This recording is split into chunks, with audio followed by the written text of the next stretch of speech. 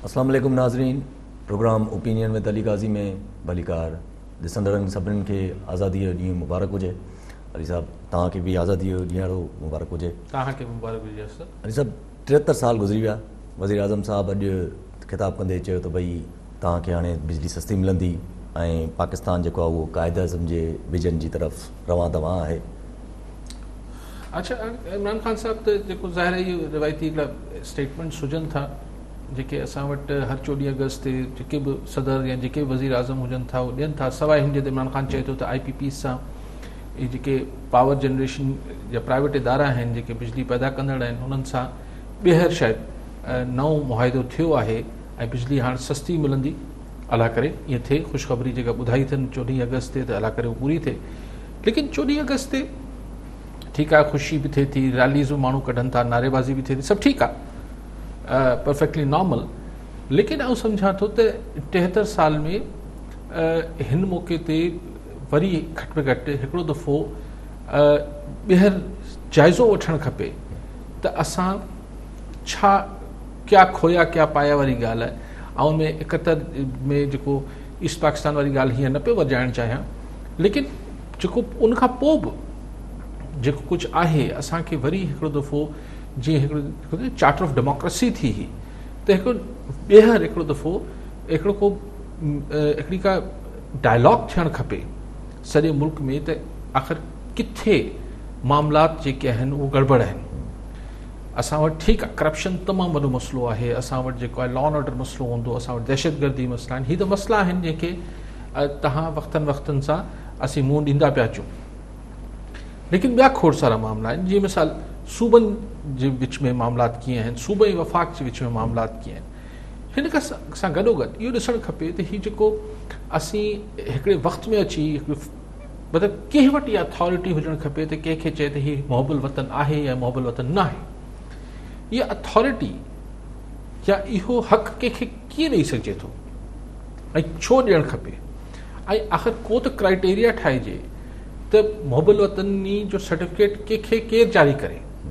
मिसाल मूंखे असीं नंढा हूंदा हुआसीं त जॾहिं ज़ियाउल हक़ वारो ज़मानो हो त जेके हुन महिल कम्युनिस्ट पार्टी ऑफ पाकिस्तान वारा हूंदा हुआ, हे कॉमरेड हूंदा हुआ, उन्हनि खे बसि दहशतगर्द आहिनि, मुल्क दुश्मन आहिनि, अलिफ आहिनि, कम्युनिस्ट माना नालो बि केरु खणंदो। ऐं हुन ज़माने में जाम साकी हुन खां वठी मुख़्तलिफ़ जेके असांजा कॉमरेड हुआ हिननि जेलनि जी सोबतूं काटियूं। हाणे हिकिड़ो मिसाल ॾियां पियो, पोइ छा थियो आहे, हुन महिल असीं अमेरिकन ब्लॉक में हुआसीं त कम्युनिस्ट मुल्क दुश्मन हुआ ऐं हीअ जेके अॻवानी हुआ या जेके जहाद करे रहिया हुआ त उहे हीरोज़ हुआ। अॼु असीं हिकिड़ी वॾी कम्युनिस्ट मुल्क स्टेट यानी चाइना जा तमामु वेझो आहियूं ऐं हू जेके कल्ह ताईं जहादी हुआ अॼु हू टेररिस्ट आहिनि, मुल्क दुश्मन आहिनि। सो मुल्क दुश्मनी जो मामिलो जेको आहे हुनखे एतिरी जल्दी सर्टिफिकेट चेंज न थियणु खपनि ऐं उनजे करे शयूं सो ही खोड़ सारी शयूं आहिनि जेके हाणे डिस्कस थियणु खपनि ऐं हिकिड़ो दफ़ो पॉलिटिकल पार्टीज़ खे बि वेही ॻाल्हाइणु खपे, हिननि खां बि खुली तरह पुछणु खपे त मतिलबु हिकु डायलॉग थियणु खपे त करप्शन आख़िर छो, ऐं सिर्फ़ु सिविलियंस त न, असांजे मुल्क में इहो बि अञा ताईं तइ न थी सघियो त आख़िर असांखे कहिड़ो निज़ाम खपे। असां वटि ॿई मुख़्तलिफ़ तजुर्बा हिन मुल्क ते थींदा रहिया आहिनि, कॾहिं आमरीतियूं ईंदियूं रहियूं आहिनि, कॾहिं जमहूरियत जे नाले ते आमरीत ईंदी रही आहे, कॾहिं जमहूरियत जे नाले ते हिकिड़ी करप्शन ऐं नेपोटिज़म ऐं हीउ सॼो धंधो हलंदो रहियो आहे। सो हिकिड़ो दफ़ो आई थिंक के सभिनी स्टेक होल्डर्स खे जेके मुल्क जा आहिनि, सिविलियन ऐं नॉन सिविलियंस, हुननि खे को हिकिड़ी राउंड टेबल ते वेही ऐं हिकिड़ो को लाइन ऑफ एक्शन ठाहिणु खपे हिकिड़े कंसेंसस सां त आख़िर हिन मुल्क खे मईशत जे हवाले सां कीअं हलणो आहे, हिन खे सिविलियन रूल जे हवाले सां कीअं हलणो आहे, हिन खे फेडरेटिंग यूनिट्स जे विच में कीअं मामलात हल थियणा आहिनि। पोइ छा थिए थो, जॾहिं अगरि तव्हांजो हिकिड़ो को क्लियर लाइन ऑफ एक्शन नथो हुजे ऐं स्टेक होल्डर्स जे दरमियान बदइतमादी ऐं हिक ॿिए सां छिकटाइण वारी सूरत रहे थी त हिकिड़ी बेयकीनी रहे थी त अॼु हिते आहियूं सुभाणे अलाए छा हूंदासीं। सो आई थिंक हिकिड़ी घटि में घटि 25 सालनि लाइ त हिकिड़ी कंसेंसस सां हिकिड़ी पॉलिसी ठहणु खपे त हिन मुल्क में मामलात कीअं हलंदा ऐं केरु हलाईंदो त जीअं ओवरलैपिंग बि न थिए न। मतिलबु हिकिड़े ज़माने में त आई न अलाए कीअं सजेशन ॾिनो त भई सभु जेके स्टेक होल्डर्स आहिनि, चाहे अदलिया हुजे, चाहे असांजी मिलिट्री इस्टेब्लिशमेंट हुजे, सिविलियन्स हुजनि, ही वेही रहनि ऐं शयुनि खे सॉर्ट आउट करे वठनि हिकिड़ो दफ़ो। ऐं जेके हींअर वॾी पॉलिटिकल मेजर पार्टीज़ आहिनि हू बि वेहनि, ॿिया इंटेलेक्चुअल, हिकिड़ो दफ़ो सिविल सोसाइटी जा नुमाइंदा वेहनि, हिकिड़ो दफ़ो आई थिंक राउंड टेबल करे तय करणु खपे त हिन मुल्क खे पाण खे स्मूथली जेके पोइ जेको मुल्क दुश्मनी करे, मिसाल अगरि को कुलभूषण यादव आहे जलिजी पए थो त उन ते को बहस कोन्हे न। अगरि को टेररिज्म करे पियो त हुन ते बहस त न आहे, लेकिन अगरि इख़्तिलाफ़ राय रखे पियो त पोइ चइजे त भई कल्ह ताईं सऊदी अरब लाइ को लफ़्ज़ त ॻाल्हाए ॾेखारे हा, अॼु सऊदी अरब ॾे असांजा रवैया थोरा चेंज थियनि पिया। सो ॻाल्हि इहा आहे त असीं शहरी आहियूं या पाकिस्तान जा जेके शहरी आहिनि, आई थिंक हू वधीक अज़ीज़ हुजणु खपनि, न के तव्हांजे ॿियनि मामलनि खां। सो आई थिंक तमामु स्टेक होल्डर्स खे हिकिड़ो दफ़ो वेही शयुनि खे हिकिड़ो नओं चार्टर साइन करणु खपे। ठीकु आहे अली साहब पहिरियां चलो तव्हां खां पहिरियां उहो सवाल करे सघां, सऊदी अरब जी तव्हां ॻाल्हि कई, सऊदी अरब जी त ISPR जी स्टेटमेंट जी हाणे कल्ह जेके जनरल साहब जेके उहे मीडिया ब्रीफिंग करे रहिया त उन्हनि खे सऊदी अरब जे बारे में सवाल पुछियो त छा पॉलिसी में का अहिड़ी का शिफ्ट अचणी आहे, त हुनजो चवणु त भई सऊदी अरब सां कोई तालुकात ख़राबु नथा थियनि, असां कई नए ब्लॉक जी तरफ़ कोन था वञूं। जी ठीकु आहे, मेजर जनरल साहब चयो आहे, DG ISPR आहिनि, लेकिन जेको ज़ाहिरी तरह शयूं नज़र अचनि पियूं त सऊदी अरब पैसा बि वापसि घुरे पियो, वेठे वेठे छा थी वियो हाणे, को $1 अरब जे करे त सऊदी अरब पैसनि में खुटो त कोन हूंदो। ज़ाहिर आहे उनजो हू बयानु असीं चाहियूं था, पाकिस्तान जो इंट्रस्ट इहो आहे त कश्मीर इशू OIC में खयो वञे, सऊदी अरब नथो चाहे, उनजो रीज़न सिंपल आहे त अमेरिका नथो चाहे। अमेरिका छो नथो चाहे? छाकाणि त इंडिया नथो चाहे। सो ही हिकिड़ो ब्लॉक त ठहे पियो। हाणे हिन में को खाते ते त ब्लॉक्स कोन ठहंदा आहिनि, इहो ई थींदो आहे त कुझु मुल्क हिक ॿिए जे वेझो थींदा आहिनि ऐं कुझु मुल्क ॿिए पासे हिक ॿिए जे वेझो थींदा आहिनि, जीअं सोवियत ब्लॉक हो या अमेरिकन ब्लॉक। त हीअ रीअलाइनमेंट त थिए पई, हिन में त शक न आहे, पर हाणे ज़रूरी न आहे त सुभाणे थी वञे। रीअलाइनमेंट त थींदे नज़र अचे पई। जेको ही शाहमहमूद कुरैशी साहब, इहो ज़ाहिर आहे फॉरेन मिनिस्टर आहिनि, हिकिड़ा पुराणा सियासतदान आहिनि, हुन इहा ॻाल्हि को स्लिप ऑफ टंग त न थी हूंदी हुननि खां। हुननि इहो सोचे सम्झे हिकिड़ी ऐं लफ़्ज़ चेतावनी न चवंदसि, पर हिकिड़ो इशारो त ॾिनो आहे न सऊदी अरब खे त भई अगरि तव्हां नथा करे सघो त पाकिस्तान जेको आहे उहो पंहिंजे हम ख़्याल मुल्कनि जी हिकिड़ी OIC घुराए वठंदो। जेका कोशिशि महातिर मोहम्मद मलेशिया में कई, जंहिं ते पोइ इमरान ख़ान साहब आख़िरी मिनट ते न वियो हो हुन कॉन्फ्रेंस में, त सिर्फ़ु OIC छो हुजे, मुस्लिम मुल्कनि जी हिकिड़ी ॿी का तंज़ीम छो नथी ठही सघे। लेकिन सवाल इहो आहे त छा पाकिस्तान वटि उहो मसल मौजूदु आहे जेको हू मनूवर करे सघे? हा, अगरि जेको चाइना पोयां आहे, ज़ाहिर चाइना जा असर आहिनि, जीअं पाण ताज़ो ॾिठो त बांग्लादेश बि हाणे जी हसीना वाजिद साहिबा prime minister Pakistani prime minister सां ॻाल्हायो त हू चाइनीज़ इन्फ्लुएंस त ठीकु आहे यूज़ थींदो। सो सऊदी अरब तव्हां कल्ह ॾिसो UAE छा कयो आहे, इज़राइल सां सफ़ारती तालुकात ठीकु करे वरिता, हाणे जॉर्डन बि करे वरिता, इजिप्ट बि करे वरिता, हाणे UAE बि करे वरिता। UAE करे वरिता माना सऊदी अरब, UAE अरब इमारात जेको आहे सऊदी अरब खां ॿाहिरि त कोन्हे न, त भई सभु ठही विया आहियो इज़राइल सां, पोइ बाक़ी पोइ पाकिस्तान। सो हर मुल्क खे पंहिंजा हाणे मुफ़ाद सम्झ में अचनि पिया, ही ब्लॉक्स क्लियर थियनि पिया। ही जेको अरब बेल्ट आहे इहो अमेरिका सां गॾु बीहणु चाहे थो। ही जेको ऐं ईरान वारो पासो जेको हुनमें सेक्ट जो मामिलो बि करे करे पाण कयूं त हू ॿिए पासे वेंदो ऐं ॿियो पासो ॾिसूं त चाइना जीअं उभरी साम्हूं अचे पियो त ही टर्की आहे, चाइना, ईरान, रशिया आहे, हिकिड़ो पोटेंशियल ॿियो ब्लॉक ठही सघे थो। ऐं जेको थिए हिकिड़ी महातिर मोहम्मद ऐं हिननि सभिनी जी ख़्वाहिश हुई त मुस्लिम मुल्कनि में ट्रेड वधे। सही, इंडोनेशिया एतिरी वॾी आबादी आहे, पाकिस्तान में तमामु वॾी मार्केट्स आहे, त लेकिन हुनखे ब्लॉक जेको करे थो अची हू तव्हांजी ही अरब वर्ल्ड जेका आहे, छाकाणि अरब वर्ल्ड जेको आहे पंहिंजी सिक्योरिटी सम्झे थी, छाकाणि बादशाहतूं आहिनि, जमहूरियतूं वमूरियतूं कोन आहिनि, बादशाहतूं आहिनि, उहो पंहिंजी सिक्योरिटी ॻोल्हिनि थियूं अमेरिका में। भली साहब बादशाहतूं आहिनि त उन्हनि खे त सिक्योरिटी ज़्यादा बहितर जेको आहे उहो चाइना में नज़र अचे न। अमेरिका खे बि को जमहूरियत जो ओणो कोन्हे हुते। कॾहिं तव्हां ॿुधो आहे त अमेरिका खे सऊदी अरब या UAE या हिननि मुल्कनि में जमहूरियत जेको ओनो हुजे?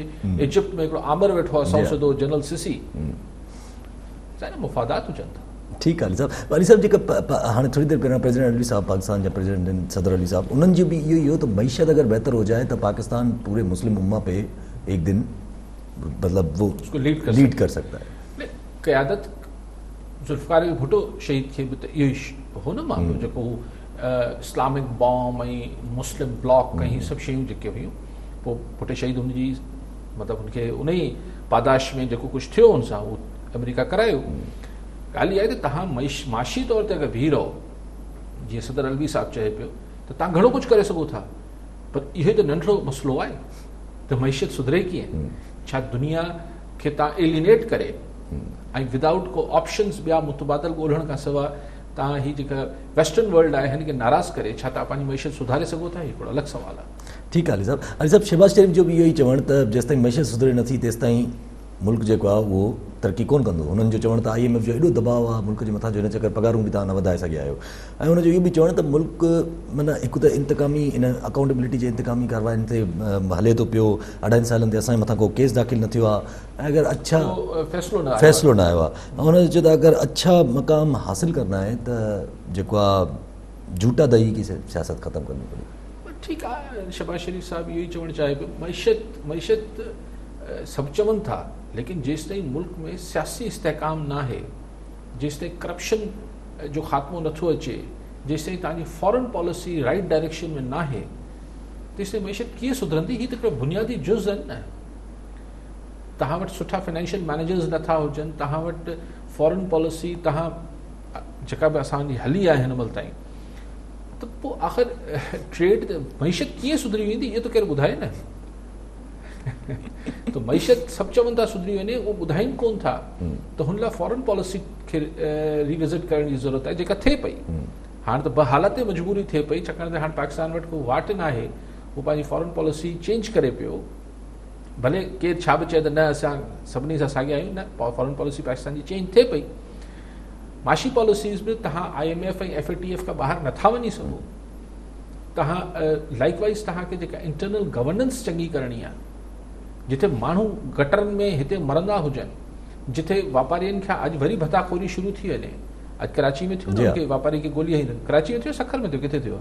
कराची में थियो। अच्छा, त मतिलबु मईशत सुधार, जिथे नैब ऐं FIA ऐं हीअ सभु जेके आहिनि वापारी सियासतदाननि जे पोयां त लॻल हुजनि था, वापारियुनि जे पोयां बि लॻल हुजनि, त उते तव्हां ऐं ईज़ टू बिज़नेस जेको इमरान ख़ान चए थो त कारोबार करण लाइ सहूलियत हुजणु खपे। हिते तव्हां गवर्नमेंट जेको आहे उहो इंतकामी कार्रवाई करे थी त किथां कारोबार हलंदा। अली साहब माना ईअं चइजे त जेसिताईं स्टेट ऑफ लिविंग या माण्हुनि जे हालात बहितर न थियंदा तेसिताईं ज़ाहिर सी ॻाल्हि आहे लार्जर इम्प्लिकेशन बि कोन्हे। उहो तेसिताईं बहितर न थींदा जेसिताईं गवर्नमेंट पंहिंजी ही ॿ टे जेके बुनियादी शयूं आहिनि, फॉरेन पॉलिसी आहे, इंटरनल पॉलिसी आहे, गवर्नेंस आहे, करप्शन आहे, हिननि मामलनि खे ठीकु नथी करे। ठीकु आहे अली साहब सिविल अवार्ड्स बि प्रेसिडेंट अलवी साहब जेके ॾिना, निशान इम्तियाज़ जेको हाईएस्ट सिविल अवार्ड आहे आबदा परवीन खे ॾिनऊं, ऐं सादकिन खे ॾिनो अथऊं, अहमद फराज़ खे बि अनाउंस कयो अथऊं पियो, त ताज साहब खे बि उन्हनि प्राइड ऑफ परफॉर्मेंस जो अवार्ड अनाउंस कयो। ताज साहब वठण खां इनकार करे छॾियो। ताज साहब हिकिड़ा पुराणा पॉलिटिकल एक्टिविस्ट आहिनि, अदीब आहिनि, मुख़्तलिफ़ अदबी हुन में बि रहिया आहिनि, सियासी तंज़ीमनि में बि रहिया आहिनि। संदसि ऐं पर ताज़ो संदसि पुट खे जेको आहे खणी विया आहिनि। ताजो साहिब जो बुज़ुर्ग माण्हू आहे, ज़ाहिर हिन हालत में हू वञी अवॉर्ड त कोन वठंदो, पर जिन्हनि नालो मोकिलियो शायदि चोयो साहिब खां अलाए पुछियो बि अलाए न पुछियो। सो ॻाल्हि इहा आहे त ही माण्हुनि खे हिकिड़ा ही की माण्हुनि खे ॻाल्हाइण जो हक़ त हुजणु खपे। इज़हार जी आज़ादी, अगरि उहो इज़हार जी आज़ादी कंहिंखे मतिलबु कंहिंखे न पई वणे, इहो उनजो आवाज़ दॿाइण लाइ इहो जवाज़ काफ़ी न आहे। सो उन्हनि इनकार कयो आहे। ठीकु आहे अली साहब, जीअं तव्हां चयो त इज़हार जी आज़ादी या फ्रीडम ऑफ एक्सप्रेशन हुजे, त उन मामले में त चवंदा आहिनि त वेस्ट जेको आहे उहो तमामु अॻिते आहे इन्हनि मामलनि में। असांजो अगरि टिल्टेड टुवर्ड्स चाइना अगरि वञूं था, असां वटि ऑलरेडी चाइना इज़हार ख़्याल ऐं इहे शयूं दॿियल आहिनि, ऐं चाइना जो इन्फ्लुएंस अगरि वधियो त पोइ त इहे ॻाल्हियूं त पोइ इहो त बसि ख़ुदा ख़ैर थो करे, ख़ैर थो करे। हाणे उहो त छा थींदो, केतिरो असीं केतिरो मजबूर थी वेंदासीं त असीं चाइनीज़ मॉडल खे, स्टाइल ऑफ गवर्नेंस खे पाकिस्तान में आणण जी कोशिशि कयूं था। त चाइना हिकिड़ो मुख़्तलिफ़ क़ौम आहे, असां डिफरेंट माण्हू आहियूं। सो ईअं अलाह ख़ैर करे ईअं न थिए। ठीकु आहे, ठीकु आहे अली साहब। कॉलर असां सां गॾु ज़ुल्फ़कार खाकी हैदराबाद मां। जी खाकी साहब, छा चवणु चाहींदा? वालेकुम सलाम। अॼु वज़ीर आज़म साहब जेको आहे क़ौम खे ख़िताब में नौजवाननि खे हिकिड़ो मशवरो ॾिनो आहे त अलामा इक़बाल जो हिकिड़ो उन्हनि ट्वीट बि कयो, उहो तक़रीर खां अलावा जंहिंजो हवालो मां ॾिजां ते त सबक़ पढ़ फिर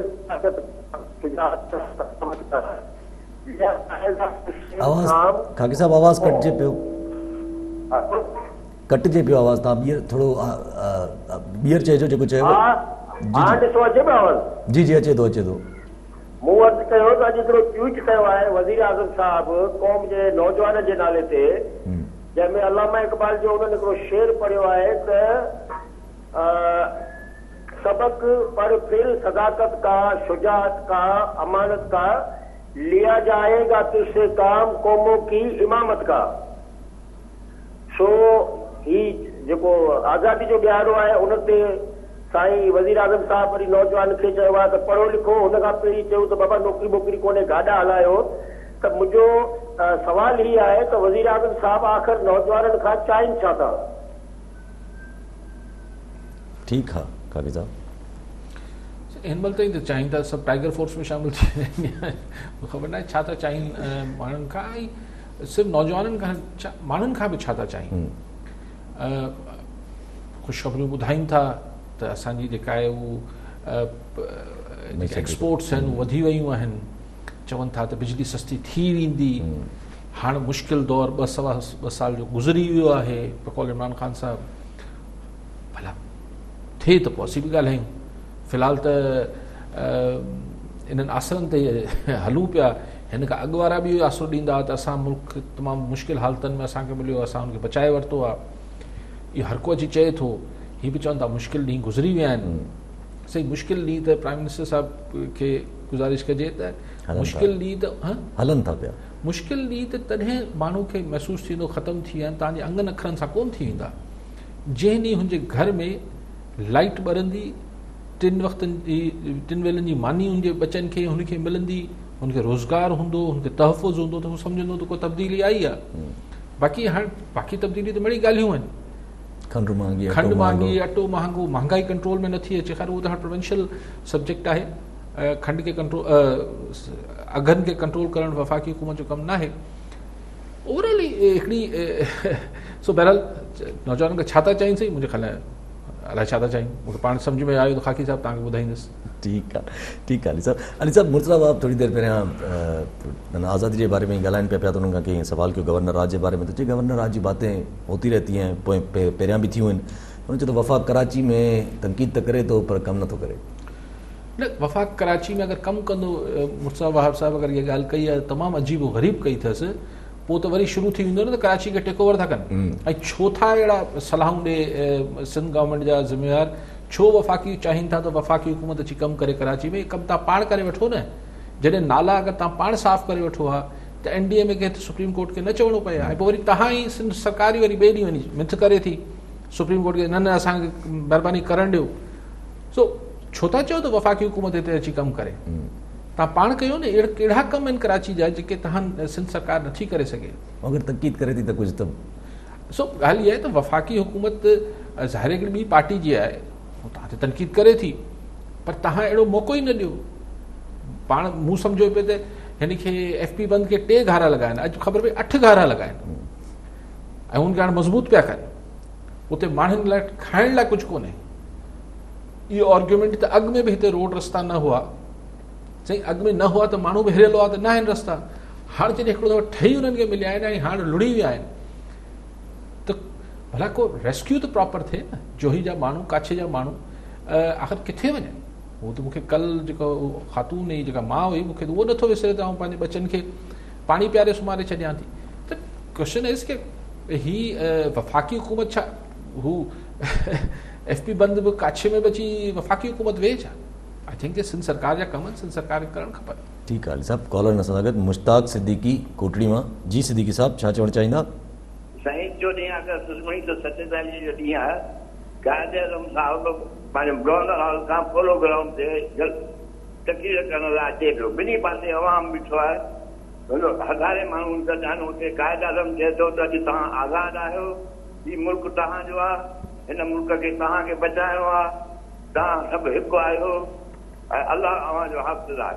हाणे आउं क़ाइद साहिब खां पुछां थो, असां हिकु आहियूं, हिन मुल्क खे असां केतिरो बचायो आहे, महिरबानी करे पंहिंजी राय ॾियो। ठीकु आहे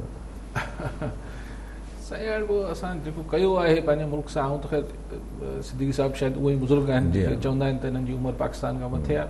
तव्हां इहे सभु मंज़र ॾिठा हूंदासीं, असां त पढ़िया ॿुधासीं, पर हाणे इफ़ सन चवनि हाणे जो अगरि ईअं थिए हा, अगरि क़ाइद आज़म खे थोरी मोहलत मिली वञे हा 5-6 साल जी, त शायदि अॼु इन मुल्क जो हुलियो डिफरेंट हुजे हा। इहो अगरि त हा बसि अगरि आहे, रेट्रोस्पेक्ट में ॻाल्हाइण में सवलो आहे ईअं त भई अगरि ई थिए हा, पर मूंखे अक्सर माण्हुनि जो ख़्यालु आहे त क़ाइद आज़म खे अगरि टाइम मिली वञे हा 5-6 साल, त शायदि पोइ हिते सेट थी वञे हा मामिलो त हीउ मुल्क कीअं हलणो आहे।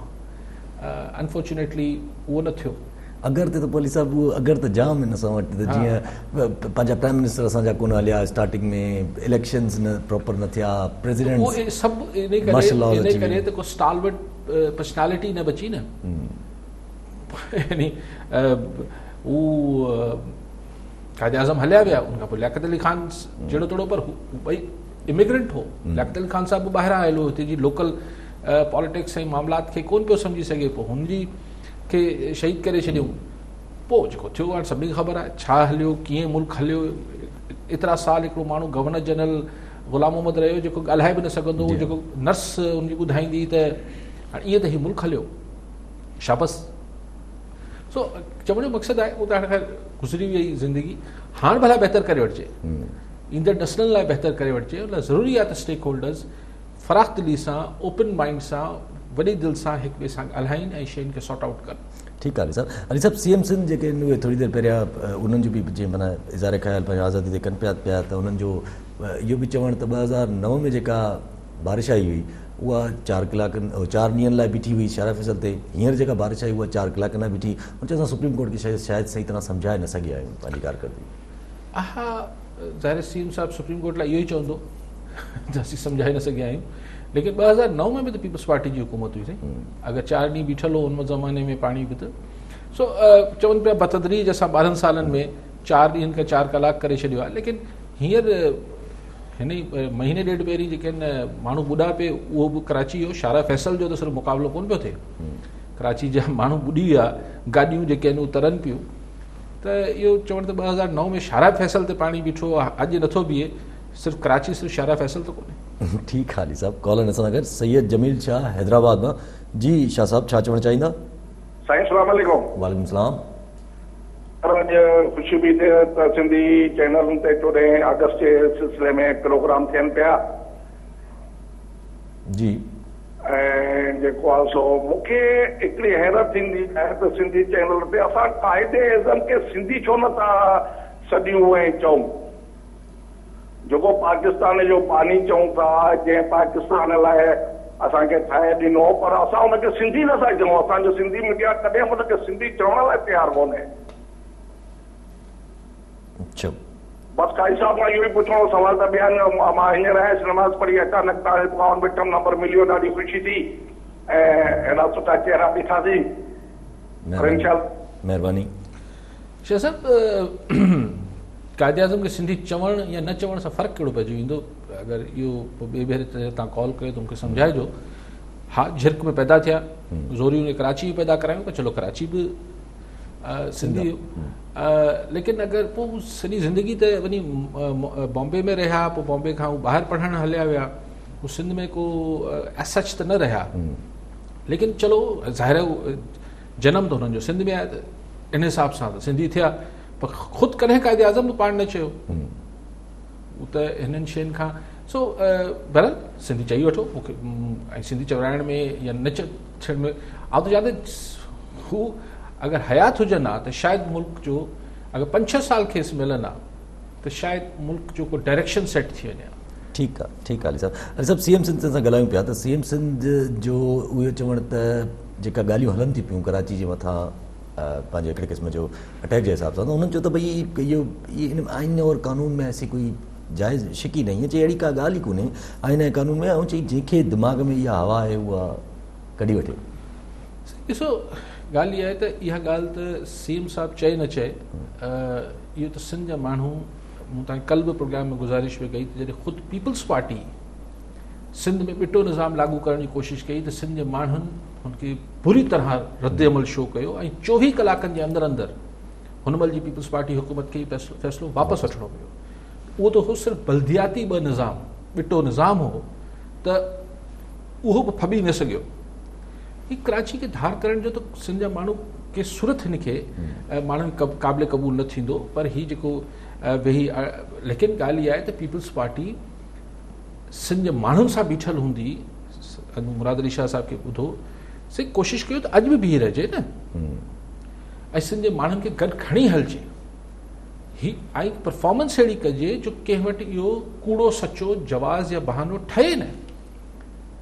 पीपल्स पार्टी या सिंध गवर्नमेंट खे इहो कोशिशि करणु खपे त हींअर बि सिंध जे माण्हुनि खे गॾु खणी हले ऐं अहिड़ी परफॉर्मेंस ऐं कारकर्दगी ॾेखारे जो अहिड़ो कूड़ो सचो बहानो कंहिंखे मिले न त कराची में, छाकाणि त हीअं थिए पियो तंहिंजे करे वफ़ाक़ खे आर्टिकल 149 जे तहत ऑपरेट करिणो पए थो या कुझु करिणो पए थो, या को बि कोऑर्डिनेशन काउंसिल ठाहिणी पए थी, पर अहिड़ो छो था जवाज़ ठाहे ॾियो।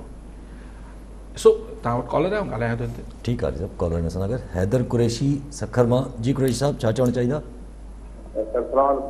वालेकुम सलाम। माशाल्लाह पाकिस्तान जी आज़ादी जी 73 साल कीअं लॻी त काली साहब खां इहा गुज़ारिश कयो त अॻिते असां शुद्ध में रखूं इंशाअल्लाह ताला, ऐं आख़िर ग़रीब तबिको, शागिर्द तबिको या निचोड़ो तबिके खे रिलीफ मिलंदो बिजली सूरत में, नौकरी जी सूरत में या सफ़ाई सूरत में, ईंदड़ वक़्त में, ईंदड़ 5 सालनि में उहो आसिरो। महिरबानी सर, थैंक यू। कंहिं तबिके खे उसको रिलीफ मिलंदो बिजली जी सूरत में, कहिड़ी सूरत में? छो मिलंदो? आज़ादी जे करे 73 साल गुज़री विया आहिनि। असांजी उमेद त दुनिया क़ाइमु आहे, उमेद रखो कुरैशी साहब, अला कंदो। इहो त हक़ आहे तव्हांजो, इहो तव्हांजे रिलीफ त न आहे। बहरहाल असां वटि त इहो बि रिलीफ आहे त पीअण जो साफ़ु पाणी मिली वञे, नलके मां पाणी साफ़ु अची वञे। असां लाइ त इहो वरी सही अयाशी आहे। नलके मां अहिड़ो पाणी अची वञे जो गिलास रखी तव्हां पी वठो, इहा अयाशी अथव। हुनखे उॿारियो न, हुनखे साफ़ु न कयो, इहा अयाशी अथव। अली साहब वापडा चेयरमैन थोड़ी देर पहिरियां गाज बंद ते विज़िट ते विया त हुननि जो चवण त सिंध में मसइलो आहे पाणी जो। हुन चयो 2 लख क्यूसेक पाणी अची वियो, इन करे जेको आहे इहो एक्सीडेंट्स त थींदा। हुननि जो चवण त भई मसइले खे हल करण लाइ असां सखर बैराज सिंध बैराज अॼु वापडा चेयरमैन साहिबु जेको हुते गाज डैम ते पहुता, उते टाइम न्यूज़ सां ई हुननि जो इंटरव्यू मूं ॿुधो पियो। हू चवनि था त 2 लख क्यूसेक आयो, पर फॉर्चुनेटली गाज डैम जेको इनकम्पलीट आहे अञा ताईं, नामुकमल आहे, उनजो स्ट्रक्चर तबाह न थियो ऐं हाणे पैसा हिन दफ़े मंज़ूर थिया आहिनि कि कंप्लीट कराइबो। उहो कंप्लीट थियणु खपे त पोइ अञा नुक़सानु घटि थींदो ऐं पाणी स्टोरेज थींदो ऐं हीउ जेको डायरेक्ट प्रेशर अचे थो। सो लेकिन हुननि जेका हीअ ॻाल्हि कई त भई सिंध बैराज जेका ठाहिण जी ॻाल्हि ते बि हाणे हीउ हिकिड़ो प्रपोज़ल आहे वापडा वटि, हिन जे लाइ चवनि था त को 1.25 खरब रुपए जो इहो प्रोजेक्ट आहे। इहो समुंड खां 45 किलोमीटर मथे यानी सजावल ऐं हिते किथे वञी हीअ ठाहिण जी ॻाल्हि थिए थी। ऐं चवनि था हिन मां 2 कैनाल बि कढिबा ऐं चए जेको हिन जी जेके इब्तिदाई ॻाल्हियूं अचनि थियूं त 2 मिलियन एकड़ फीट पाणी बैरेज में स्टोर थींदो। हाणे कंहिंजे लाइ फरमाइश ते ठहे पियो अलॻि मूंखे सम्झ न पियो अचे त हिते अगरि सिंध खे 91 जे अकॉर्ड जे तहत पाणी जेको आहे तक़रीबन 48 मिलियन एकड़ फीट पाणी मिलणु खपे, पर मिले कोन थो। पोइ हिस्टोरिक हुन ते वञूं था त पोइ 40-42 मिलियन एकड़ फीट पाणी मिले थो। हाणे अगरि स्टोरेज आहे, ज़ाहिर स्टोरेज आहे सिंध बैराज, त मतिलबु हुनमें 2 मिलियन एकड़ फीट पाणी त हुननि खे रोकड़ो आहे। माना छा थियो त तव्हांखे अगरि 40 मिलियन एकड़ फीट पाणी मिले थो त 2 मिलियन एकड़ पाणी तव्हांखे हुते स्टोरेज करिणो ई करिणो आहे।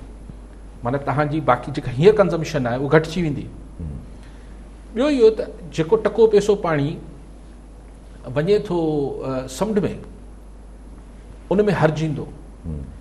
टी ॻाल्हि इहा आहे त समुंड में पाणी सिर्फ़ु पाणी न वेंदो आहे, वारी वेंदी आहे, सिल्ट वेंदी आहे। ऐं कोई एक्सपर्ट न आहियां, लेकिन जेतिरो मूं एक्सपर्ट सां ॻाल्हायो आहे, सिल्ट वेंदी आहे, उहा सिल्ट रुकिजी वेंदी। चौथी ॻाल्हि इहा आहे त सिंध ही जेको सिंध बैराज जी ॻाल्हि थिए पई, हिन सां जेको हिते ठठे ऐं सजावल वारी जेका ज़मीन आहे, ज़ाहिर पाणी स्टोर थींदो त जेका ज़मीन हुते ऑलरेडी आबाद थियनि पियूं सभु कलराटी थी वेंदियूं। सो ही पाणी कंहिंजे लाइ पियो हिते जमा थिए? चवनि था त असीं हिते ठठा ऐं बदीन ॾे पाणी मोकिलींदासीं, उहो त मोकिलींदो, पर जेको 2 मिलियन एकड़ फीट अगरि कॉन्स्टेंटली हुते बीठो रहंदो त हुते जेको पाणी सीपेज कंदो उन सां। सो ही जेके एक्सपर्ट्स आहिनि सिंध जा, उहे हिन प्रोजेक्ट खे फिज़िबल ई नथा सम्झनि। या त असल ॻाल्हि ॿुधायो त ही पाणी कंहिंजे लाइ खणाए किथे खणी वञिणो अथव? ख़ैर वेंदो त सिंध में ई, भई अगरि कराची, पर कराची एतिरो परे आहे, नथो थी सघे। छा को लिफ्ट मशीन्स लॻंदियूं? ही पाणी छा ऊंधो वहाइणो आहे किथे? छा थियणो आहे हिन प्रोजेक्ट सां? ही प्रोजेक्ट जेको एक्सपर्ट्स जी नज़र में ही को फिज़िबल प्रोजेक्ट ई न आहे।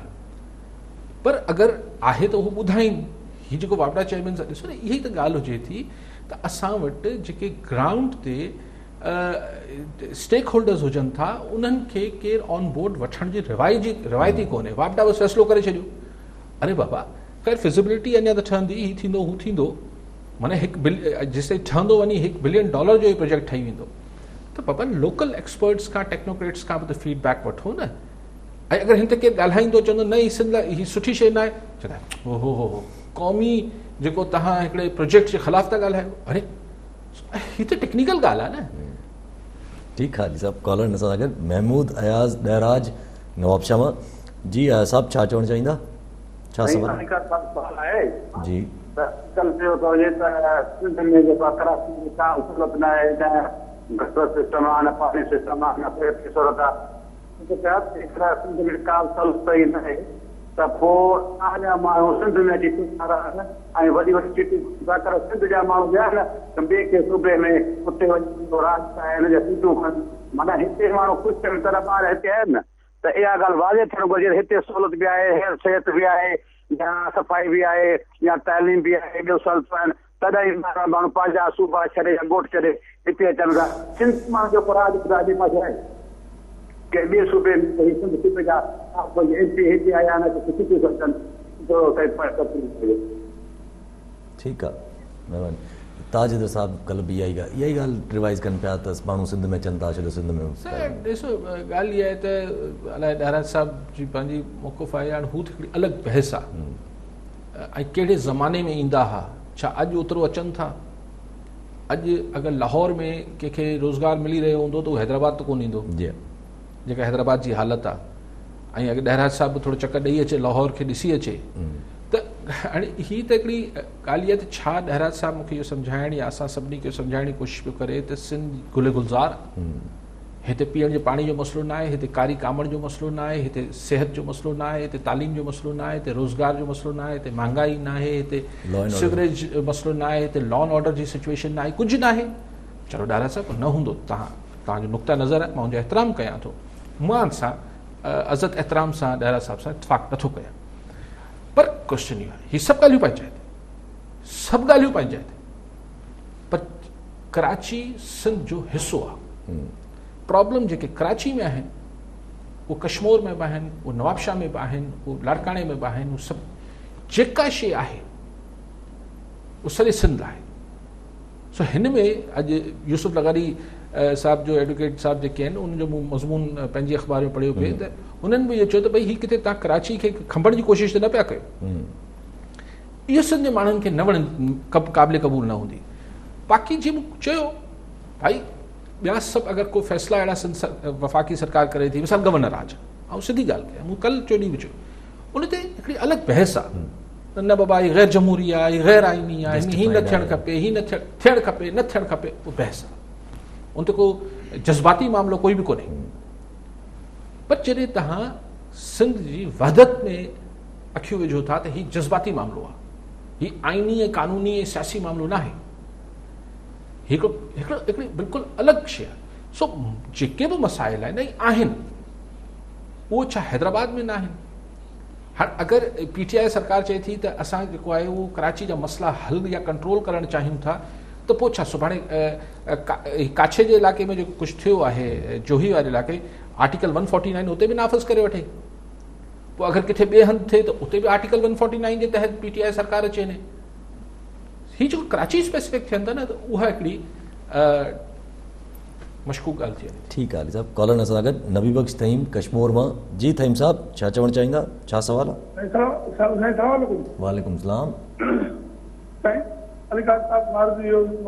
सवाल इहो आहे त जेका सुप्रीम कोर्ट ॻाल्हाए थी कराची खां कश्मीर ताईं, तव्हां यकीन करो मां कश्मीर शहर जो आहियां, कश्मीर में सफ़ाई पाणी जो ड्रेनेज काफ़ी बहितर आहे, पर जॾहिं बि कोर्टुनि मुदाख़लत कई आहे, वाटर कमीशन जे सरबराह अमीर मुस्लिम हानी कश्मीर आयो हो। हिते वाटर सप्लाई कश्मीर जी वाहिद शहर आहे जिते पाण कोन्हे, डायरेक्ट वाटर सप्लाई माना जर्मन शहर खे सप्लाई थींदी आहे। उहो हिते हेल्थ डिपार्टमेंट वारनि खे अलॻि करे वियो, उनजो थियो छा, हाणे उहो टाउन कमेटी जे माना माथे न आहे, हेल्थ डिपार्टमेंट सीवरेज जो सिस्टम उन्हनि वटि आहे। हाणे पोइ कॾहिं उहे हलाइनि था, कॾहिं नथा हलाइनि, इन करे कश्मीर बदनामी थिए थी। साॻियो ई सुप्रीम कोर्ट वारो जज माना लॻो वेठो आहे, इनखे कहिड़ो मतिलबु आहे त सभु वञा ते ॻाल्हाइनि या ॿियनि ऑप्शन ते ॻाल्हाइनि। आख़िरी सुवाल साईं, आख़िरी इहो त पीपल्स पार्टी जो हमेशह थींदो रहियो आहे साईं, पीपल्स पार्टी जे बानियुनि जी औलाद आहिनि, हमेशह ईअं कयो आहे, जतोई जी औलाद हुजे, फारूक लहर जी औलाद हुजे, हाणे एंडी खान जो पुटु असांजो अटॉर्नी जनरल थियो आहे, उहो बि माशाअल्लाह सिंध लाइ काकवाड़ा खयो, सलाहूं पियो ॾिए थो, सिंध लाइ कुझु कंदासीं। इन ते अली काज़ी साहब ॻाल्हाए, महिरबानी। ठीकु आहे तईं साहब। तईं साहब, इनमें सवाल त घटि हो, तव्हांजो रायो हो त कश्मीर काफ़ी सूरत हाल बहितर आहे, सही हूंदी, पोइ मूंखे ख़बर न आहे, ऐं ताज़ो कश्मीर न आयो आहियां, पर जिथे बि वियो आहियां सिंध में ताज़ो बि, उते हाल तमामु माफ़ कजो भयानक नज़र आया मूंखे। लेकिन न हूंदो, कश्मीर बहितर हूंदो, उहो त कश्मीर वासी आहियो, तव्हांखे मूंखां वधीक ख़बर हूंदी। बाक़ी ॾिसो, एंडी खान जो पुटु जेको आहे उनखे तव्हां फारूक लगारी ऐं हुन सां मिलाइणु थोरो गैर सही न हूंदो, मुनासिब या गैर मुनासिब जी ॻाल्हि न आहे, सही टेक्निकली इन करे न हूंदो त हू पंहिंजी प्रोफेशनल कैपेसिटी में हिकिड़ो वकील थी वफ़ाक़ी नुमाइंदगी पियो करे, अटॉर्नी जनरल आहे, हा आहे कराची जो, चए थो त कराची लाइ मशवरा थियनि पिया ऐं जल्द फ़ैसिलो थी वेंदो। ज़ाहिर आहे हुनखे वफ़ाक़ी, हुनजो जेको असील आहे या क्लाइंट आहे, अटॉर्नी जनरल जंहिंखे रिप्रेज़ेंट करे थो, उहा वफ़ाक़ी हुकूमत आहे। त अगरि वफ़ाक़ी हुकूमत सोचे पई कराची लाइ, सोचे पई, त हुनजो वकील उहो ई ॿुधाईंदो। हिन में ही हाणे एतिरो तव्हां अगरि थईम साहब तवक़ा कयो था त माण्हू पंहिंजे उहिदनि खे छॾे ॾींदा की नज़रियाती, इहो असां वटि किथे थींदो आहे साईं, इहो असां वटि कोन थींदो आहे। लेकिन बाक़ी साईं जो रायो आहे, ऐं एतिराम कयां थो। ठीकु आहे साहब। अरे साहब, जीअं तव्हांजी ॻाल्हि ई मूंखे ज़हन में अचे थी वञे हिकिड़ी ॻाल्हि, त कराची में मसइला आहिनि, कश्मीर ताईं मसइला आहिनि, कराची ते कश्मीर। हाणे थईम साहब जी चवण खां पोइ चवंदुसि कराची खां कंदकोट ताईं, कश्मीर त साईं चयो त ठीकु आहे, पर कंदकोट में मूंखे ख़बर आहे त हालत ख़राबु आहिनि। ठीकु आहे, ठीकु आहे, ठीकु आहे। अल्लाह जो निज़ामानी सांगड़ मां। जी निज़ामानी साहब, छा चवणु चाहींदा, छा सवाल आहे? मुंहिंजो सवाल आहे अली काज़ी साहब, साईं अली काज़ी साहब, त पाकिस्तान में अहम किरदारु आहे साईं सूर्य साईं जो, हुरनि जी तारीख़ आहे, ऐं अॼु ताईं सिंध में एॾो वॾो किरदारु कंहिंजो आहे कोन जेतिरो सूर्य बादशाह ऐं सूर्य बादशाह जे ग़ाज़ियुनि जो आहे। उन्हनि जी कुर्बानियूं अहम आहिनि, ऐं अञा ताईं नज़र अंदाज़ कयो थो वञे। इन में साईं अली काज़ी जो छा चवणु आहे? ठीकु आहे साईं, मूंखे ख़बर न आहे त सूर्य बादशाह खे या हुरनि खे कंहिं नज़र अंदाज़ कयो आहे, छाकाणि त हिकिड़ो वक़्तु हो त हुरनि खे बाक़ाइदा फोर्स ऑफिशियली डिक्लेयर कयो वियो, ऐं हू मुंहिंजे ख़्याल बॉर्डर ते विढ़ंदा रहिया आहिनि मुल्क लाइ। हुननि खे एतिरो मान ॾिनल आहे। पीर साहब पगार मरहूम जेके वॾा हुआ, उहो बि तमामु वेझा रहिया आहिनि इक़्तिदारी हल्कनि जे। हींअर वारा पीर साहब आहिनि, सो नज़र अंदाज़ सूर्य बादशाह जी। ॾिसो, ॻाल्हि इहा आहे त हिकिड़ी हूंदो अक़ीदो हूंदो आहे, अक़ीदे में हिकिड़ी ॿी ॻाल्हि हूंदी आहे, पर जॾहिं तव्हां हिस्ट्री खे ॾिसंदा आहियो, मतिलबु अगरि तव्हां हिकिड़े हिस्ट्री खे गैर जानबदार थी ॾिसंदो त ॿियूं ॻाल्हियूं निकिरंदियूं, पर आउं हिन बहस में ई नथो पां। ऐं चवां थो सूर्य बादशाह खे सिंध जो माण्हू बिल्कुलु हिकिड़ो मान ॾिए थो, हुनजी हिकिड़ी कॉन्ट्रीब्यूशन आहे, हिकिड़ो पंहिंजे वितार ऐं वसार अंग्रेज़ बादशाह हिकिड़ी अंपायर हुई, हुन सां विढ़ियो ऐं उनखे शहादत थी, त हुन सां इख़्तिलाफ़ किथे आहे मूंखे ख़बर न, सम्झ न आयो त साईं चए थो नज़र अंदाज़। बाक़ी अगरि सांगड़ या ख़ैरपुर या जिथे बि संदसि मुरीदैन आहिनि पीर साहिब जा या फॉलोअर्स आहिनि, उते जी हालतूं ख़राबु आहिनि त सही, उहो सुबुह तव्हां सां न आहिनि, सॼी सिंध में ख़राबु आहिनि, उहे रोयूं पिया, सवाइ कश्मीर जे बाक़ी सॼी सिंध जी हालत ख़राबु आहे। कश्मीर मॉडल थी वियो आहे। साईं थईम साहिबु जेसि ताईं पाण फ़ोन करे न ॿुधाए या को ॿियो असांजे कश्मीर न ॿुधाए, ऐं कीअं थईम साहिब जी ॻाल्हि खे रद्द कयां। अली साहब तव्हांजी ॻाल्हि ज़रूरु मूंखे थोरी देरि पहिरियां अचे पई त जीअं तव्हां चयो त कराची में मसइला आहिनि, कश्मीर ताईं मसइला आहिनि, कश्मीर खे त हाणे छॾियूं था, कदकोट ताईं मसइला आहिनि, त ज़्यादा मसइला माना घणा मसइला त असांजे कंदकोट, लाड़काणो, दादू एॾे नज़र ईंदा आहिनि। सखर में का डेवलपमेंट न आहे, का रोड रस्ता न आहिनि, अलाए केतिरा चकर खां पाण ॾिसी आया आहियूं वञी। त कराची में त वरी बि रोड रस्ता इहे शयूं आहिनि, त वफ़ाक़ खे अगरि फोकस करिणो ई आहे त फोकस हेॾे करे न। ॾिसो ॻाल्हि इहा आहे त जंहिंखे जेतिरो सूरु आहे उनखे हू वधीक लॻे थो। कंहिंजी टंग टुटल हुजे ऐं कंहिंजी आंगुर टुटल हुजे, ज़ाहिरी तरह त जंहिंजी टंग टुटल आहे उनखे पहिरीं ॾिसणु खपे न, पर जंहिंजी आंगुर टुटल आहे, चीच टुटल आहे, हू चए थो मुंहिंजे सूर खां वधीक कंहिंखे सूरु ॿियो थोरी थींदो। सो कराची, ऐं उहो बि कराची हिकिड़ो मेट्रोपॉलिटन सिटी आहे, हिते कच्ची आबादी आहे, हिते तव्हां रुगो मेन रोडनि ते हलो था, कच्ची आबादियुनि में घणो त हिते बि हाल पूरो लॻो पियो आहे। पर जेके बि प्रॉब्लम्स आहिनि उहे सॼे सिंध जा आहिनि। मुंहिंजो सिर्फ़ु इहो इशू आहे त अगरि वफ़ाक़ी सरकार गौर करे पई बकौल असांजे अटॉर्नी जनरल जे, त उहो सिंध लाइ गौर करे, ही कराची स्पेसिफिक न थिए। ऐं सिंध सरकार अगरि सुभाणे माण्हुनि सां गॾु बीहंदी, ऐं जीअं बिलावल भुट्टो साहिबु कल्ह चयो त असीं हुकूमत छा असीं बिल्कुलु जान जी क़ुर्बानी ॾियण लाइ तयारु आहियूं। अलाह तव्हांखे ज़िंदगी हयाती तंदुरुस्ती ॾे बिलावल साहिबु, ज़िंदगीअ जो मामिलो न थियणु खपे। असीं चऊं था जेको माण्हुनि जी ज़िंदगियुनि खे जेको बैड गवर्नेंस मुतासिर कयल आहे, उन्हनि जो थोरो पारत हुजे, उहो ठीकु करे वठिजे। हिकिड़ी गवर्नेंस जो हिकिड़ो मिनिमम हू अचणु खपे। बाक़ी त सो इट शुड बी हिकिड़ी सिंध बेस्ड ॻाल्हि थियणु खपे, न के छाकाणि त पोइ अगरि इहा ॻाल्हि कंदा त कराची में प्रॉब्लम आहे त पोइ बिल्कुलु इहा ॻाल्हि ईंदी त पोइ काछे में 149 लॻायो, पोइ जिते जिते मसइलो थियो उते अची वफ़ाक़ी सरकार वेही रहे।